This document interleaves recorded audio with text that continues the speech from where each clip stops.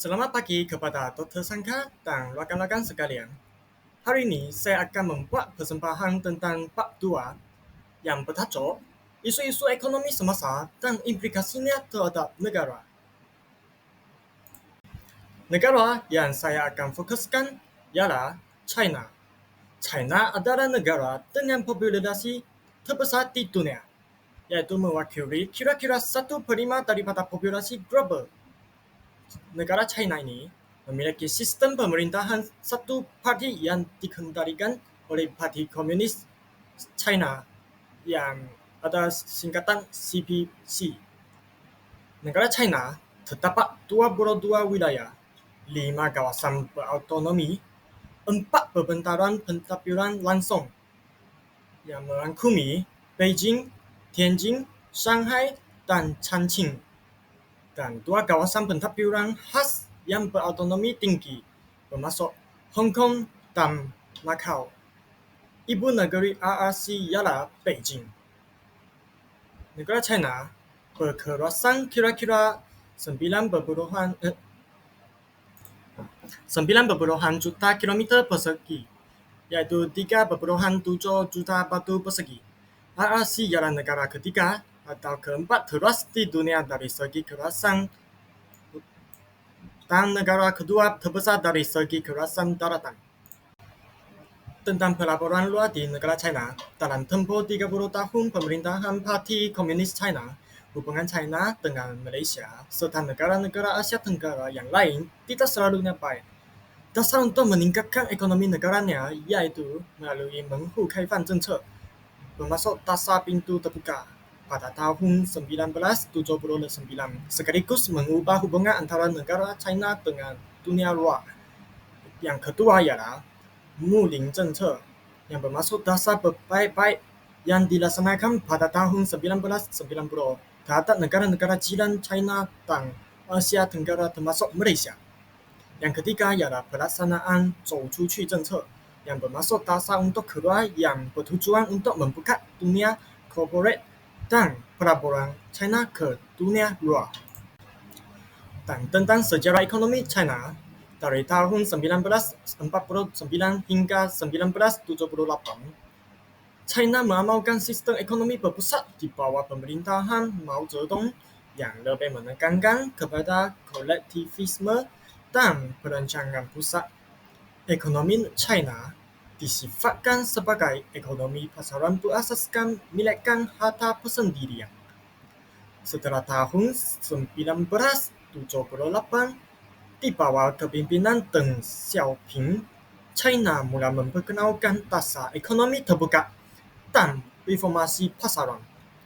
Selain itu, dasar pintu terbuka dan pelaburan asing membantu China mencapai transformasi ekonomi yang pesat. Bagi model ekonomi China, China mengamalkan sistem ekonomi campuran yang menggabungkan elemen-elemen komunisme dengan ekonomi pasaran terbuka. Negara China menghapuskan pengkolektifan pertanian dan memberi ruang kepada pemilikan tanah peribadi untuk meningkatkan produktiviti. Pembaharuan ini menyumbang kepada lonjakan dalam pertumbuhan ekonomi. Pembaharuan ini juga melibatkan pembukaan pasaran untuk pelaburan asing dan pengurangan kawalan harga. Ini memberikan lebih banyak kebebasan kepada syarikat swasta dan perusahaan kecil. Tentang kemajuan ekonomi di negara China, China telah menjadi kuasa ekonomi global dengan KDNK, yaitu singkatan kepada keluaran dalam negeri kasar, nominal ketiga terbesar di dunia. Selain itu, sektor perkilangan dan ekspor memainkan peranan penting dalam pertumbuhan ekonomi. Kemajuan pesat China dalam perdagangan, pelaburan luar, dan perindustrian telah mengubah lanskap ekonomi dunia. Perindustrian China mengalami transformasi dengan kemajuan teknologi dan otomasi. Ini menjadikan negara ini bukan sahaja pengeluar tetapi juga penerajah dan inovasi teknologi. Negara China juga menghadapi cabaran keseimbangan ekonomi. Hal ini disebabkan kerana terdapat ketidakseimbangan yang jelas antara kawasan bandar yang maju dengan kawasan luar bandar yang masih tertinggal. Jurang pendapatan yang besar di antara penduduk bandar dan luar bandar mencipta masalah sosial. Perbezaan kemajuan antara kawasan pantai timur yang pesat berkembang dan kawasan barat serta pendalaman yang kurang mendapat perhatian.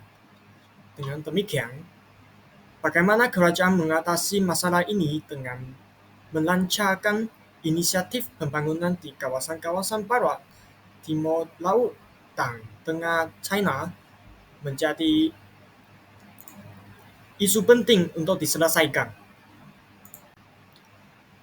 Bagi meningkatkan kelas menengah di negara China, kelas menengah China berkembang pesat dengan pendapatan tahunan lebih daripada AS5.000.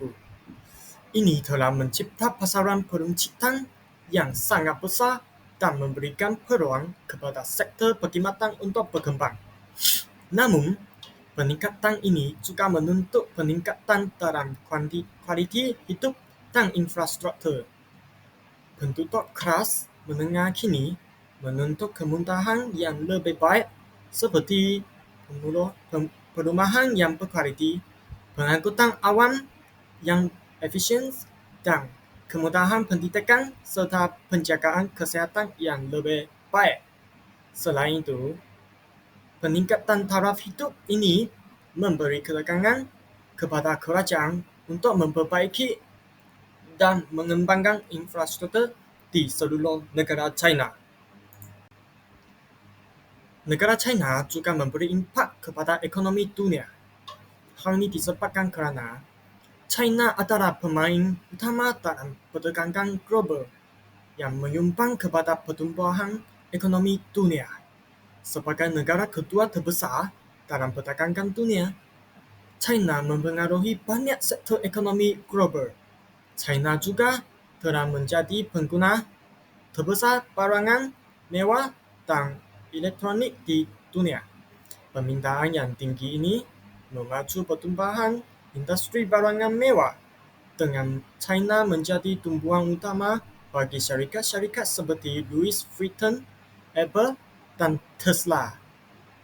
China turut memainkan peranan penting dalam pasaran elektronik dengan syarikat-syarikat seperti Huawei, Xiaomi, dan Lenovo mendominasi sektor tersebut. Selain daripada itu, negara China juga menghadapi masalah pencemaran. Negara China menghadapi cabaran besar dalam isu pencemaran, dengan industri yang bergantung kepada penggunaan tenaga alam batu yang tinggi. Pencemaran udara dan air di banyak bandar besar memberi kesan negatif kepada kesihatan awam dan alam sekitar. Kerajaan China telah memulakan usaha untuk memperkenalkan tenaga boleh diperbarui dan meminimumkan kesan buruk ini. Tentang kekuatan perkiraan negara China, sektor perkiraan China merupakan penyumbang utama kepada pertumbuhannya yang pesat. Faktor utama termasuk volume murah, infrastruktur berkualiti tinggi, dan pelabuhan dalam teknologi. Zon ekonomi khas seperti Shenzhen membantu China menarik pelabuhan asing dan mendorong pertumbuhan ekonomi. ZEG yaitu singkatan kepada zon ekonomi khas ini yang menawarkan insentif seperti pemotongan cukai dan peraturan yang lebih longgar, telah menjadi pusat inovasi dan pelaburan asing, terutamanya dalam teknologi dan industri perkiraan. Tentang pencapaian teknologi dan inovasi di negara China, China semakin menjadi pemimpin global dalam teknologi, dengan sektor seperti 5G dan kecerdasan buatan perkembangan pesat. Pelaburan dalam penyelidikan dan pembangunan menjadi pendorong penting untuk inovasi teknologi. China juga mempunyai syarikat teknologi terbesar di dunia seperti Huawei, Alibaba, dan Tencent. China sebagai pemegang BOS AS. China adalah pemegang asing terbesar bond perbendaharaan AS yang memberi China pengaruh besar dalam ekonomi global. Ketergantungan pada ekonomi global dan pasaran keuangan menghubungkan ekonomi China dengan ekonomi dunia, tetapi juga meningkatkan risiko kebergantungan. Risiko kebergantungan ini juga melibatkan potensi perubahan dasar luar negara atau ketegangan diplomatik yang boleh menyebabkan gangguan terhadap perdagangan dan pelaburan global, yang seterusnya boleh mengurangkan pertumbuhan ekonomi China.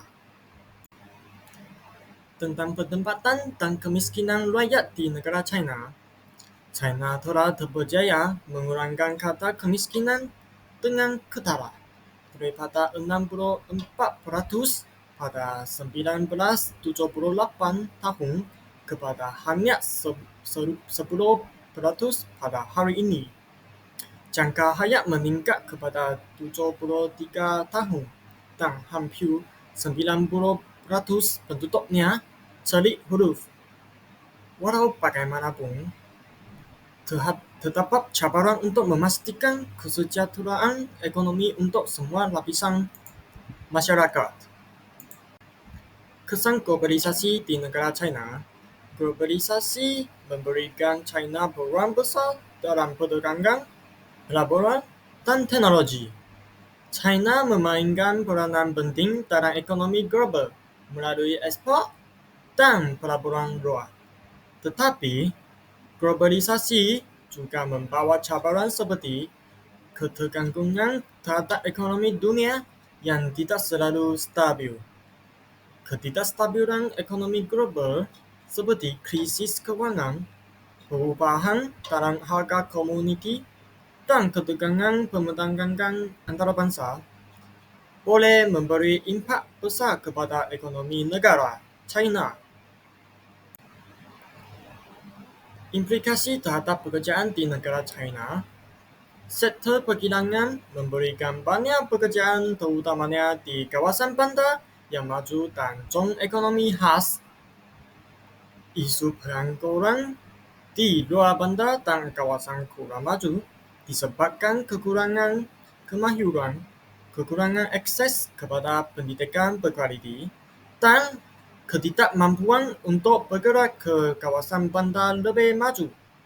Dengan transformasi digital yang semakin meluas, sektor perkhidmatan ini diharapkan dapat menawarkan lebih banyak peluang pekerjaan yang bersifat mampan dan selaras dengan perubahan dalam ekonomi global. Kesimpulannya, China menghadapi cabaran besar dalam mengimbangi pembangunan dan kestabilan ekonomi. Implikasi untuk pembangunan sosial dan ekologi memerlukan perhatian serius. Masa depan ekonomi negara China bergantung kepada kemajuan teknologi, pelaburan domestik, dan penyelesaian isu sosial. Inilah penting untuk negara China memajukan negaranya menjadi negara yang terbesar di seluruh dunia ini. Seterusnya, saya akan mempersembahkan topik yang selain dengan negara China, yaitu tentang petroleum. Saya akan membincangkan tentang perubahan harga petroleum. Kuantiti keluaran petroleum ditentukan oleh Organisasi of Petroleum Exporting Countries, yaitu singkatannya OPEC. Prinsip pertumbuhan ini ada tiga. Yang pertama ialah koordinasi dan penyatuan polisi antara ahli untuk melindungi kepentingan individu dan kolektif. Kedua, mencipta mekanisme untuk memastikan kestabilan harga minyak dan mengurangkan turun naik yang tidak menentu. Ketiga dan juga terakhir, untuk menjamin pentapuran yang stabil bagi negara pengeluar minyak. Seterusnya, saya akan menyatakan negara-negara angkatan OPEC. OPEC ini telah ditubuhkan pada 17 September pada tahun 1960 untuk membantah tekanan daripada syarikat-syarikat gergasi minyak. Ini disebabkan kerana kebanyakan dimiliki warga AS, Britain dan Belanda untuk mengurangkan harga minyak dan pembayaran kepada para pengeluar. Halinya termasuklah Algeria, Angola, Arab Saudi, Ekuador, Emilia Arab Bersatu, Gabon, Guinea Khatulistiwa, Iran, Iraq, Kuwait, Libya, Nigeria, Qatar, dan juga Venezuela. Terdapat 3 episod krisis minyak utama. Yang pertama termasuklah berlaku pada tahun 1973 sehingga 1974. Embargo minyak Arab ini disebabkan oleh Perang Yom Kippur.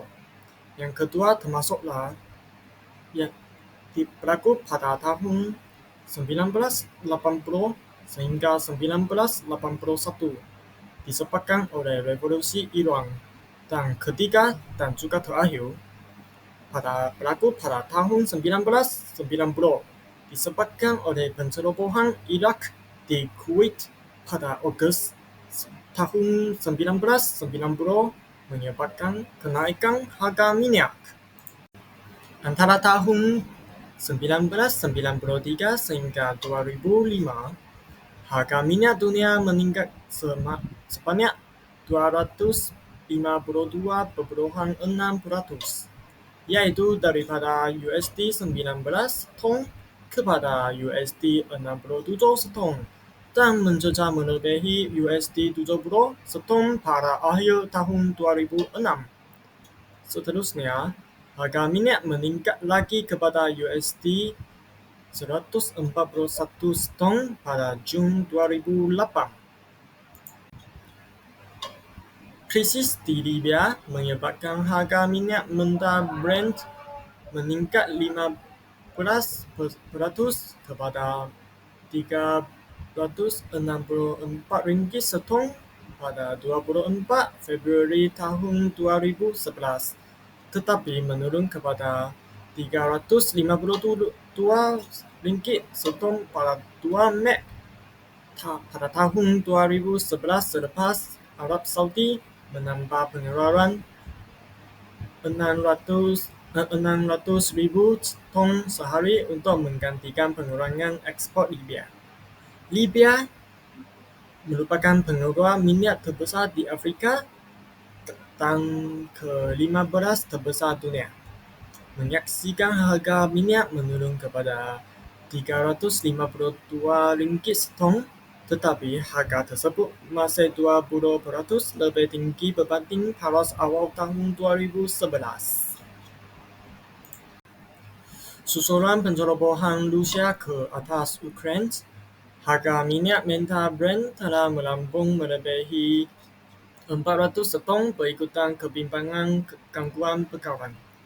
Pada 2 Januari 2023, niaga hadapan minyak mentah Brent meneruskan pergerakan rancak tanpa henti, melonjak sebanyak 3,62% kepada RM468 seton, manakala West Texas Intermediate meningkat 3,44% kepada RM456. Rusia menyumbang kira-kira 10% daripada pergaulan minyak global. Rusia ialah pengeluar minyak ketiga dunia dan pengekspor minyak terbesar ke pasaran global. Pertubuhan negara pengekspor petroleum OPEC dan sekutunya, termasuk Rusia, mengambil keputusan mengekalkan pertambahan dalam pengeluaran sebanyak 400,000 ton sehari pada bulan Mac tahun 2023. Perubahan harga petrol menyebabkan banyak kesan kesimpulannya. Perubahan penggunaan sumber fosil ini yang begitu meluas di dunia sama ada dalam sektor pengangkutan, perkilangan, perkhidmatan, dan sebagai bahan bakar.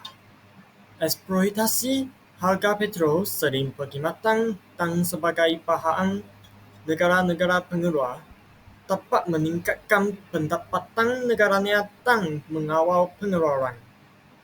Oleh muncullah beberapa inisiatif dan penyelidikan yang menekankan tentang pentingnya penggunaan tenaga yang boleh diperbarui kerana menurut kajian sumber minyak dunia yang berasaskan fosil akan mula mengalami kekurangan bahan bakar tersebut menjelang tahun 2060.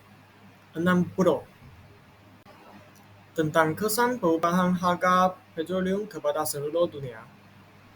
Yang pertama, kenaikan harga minyak ini bakal memberi kesan besar terhadap kos sara hidup masyarakat dunia, tidak kira yang tinggal dalam kawasan pantai dan luar pantai, atau yang mungkin cuba mengikat perut untuk mengurangkan beban kewangan. Dalam sektor pengangkutan, kenaikan harga minyak ini memberikan impak yang berbagai. Bagi yang tinggal dalam kawasan pantai, mereka mungkin ada pilihan pengangkutan awam. Manakala kepada mereka yang ingin memiliki kenderaan kedua pula akan memilih yang lebih ekonomi, dan ini memberikan penyelidikan dan penggunaan kenderaan berasaskan tenaga lain. Peningkatan harga petroleum memberi kesan negatif kepada ekonomi dan kehidupan rakyat. Salah satunya adalah kenaikan kos sara hidup, di mana harga petrol yang lebih tinggi meningkatkan kos pengangkutan dan barangan, menyebabkan inflasi dan mengurangkan kuasa beli rakyat. Ini memberi beban khususnya kepada golongan pendapatan rendah yang terpaksa membayar lebih untuk keperluan asas. Kesan negatif kedua ialah impak terhadap pertumbuhan ekonomi. Negara yang bergantung pada import petroleum akan menghadapi peningkatan beban kewangan, mengakibatkan defisit perdagangan dan ketidakstabilan mata wang. Sektor-sektor yang bergantung pada minyak, seperti pengangkutan dan perbuatan, juga terkesan dengan kos operasi yang lebih tinggi. Ini mengurangkan daya saing syarikat tempatan dan boleh menyebabkan kehilangan pekerjaan serta merosotnya pertumbuhan ekonomi. Kesan negatif ini boleh berteruskan jika harga petroleum terus meningkat tanpa kawalan. Selain itu, perkhidmatan pengangkutan bas dan kereta api telah menyaksikan peningkatan besar dalam jumlah penumpang. Penggunaan pengangkutan awam didapati lebih jimat walaupun kurang efisien dalam segi penggunaan massa. Kenaikan harga minyak memberikan kesan positif kepada keselamatan jalan raya dari segi pengurangan kadar kemalangan dan kegelapan kemalangan yang berlaku. Ini adalah disebabkan oleh pengurangan bilangan pengguna di jalan raya yang secara tidak langsung telah mengurangkan terjadinya kemalangan di atas jalan raya. Selain daripada tersebut, peningkatan harga petroleum memberikan kesan positif kepada ekonomi negara pengeluar minyak. Negara seperti Arab Saudi dan Rusia yang merupakan pengeluar petroleum terbesar di dunia boleh mendapat pendapatan lebih tinggi yang dapat digunakan untuk memperkukuh sektor-sektor lain seperti pendidikan dan infrastruktur. Ini juga membantu menguruskan hutang negara dan melaksanakan program pembangunan. Selain itu, peningkatan harga petroleum mendorong pencarian dan pelaburan dalam tenaga alternatif seperti surya, angin, dan biofuel. Dengan harga minyak yang lebih tinggi, syarikat-syarikat terdorong untuk mencari teknologi yang lebih efisien dan mesra alam. Mengurangkan ketergantungan terhadap minyak, ini mempercepatkan peralihan kepada ekonomi hijau yang mengutamakan sumber tenaga lestari. Oleh itu, walaupun terdapat cabaran dalam jangka pendek, peningkatan harga minyak membuka peluang untuk pembangunan teknologi dan ekonomi yang lebih mampan di masa depan. Inilah semua daripada persembahan saya tentang bab 2, isu-isu semasa ekonomi dan implikasinya terhadap negara. Yang topik yang saya pilih ialah tentang ekonomi di negara China dan juga petroleum.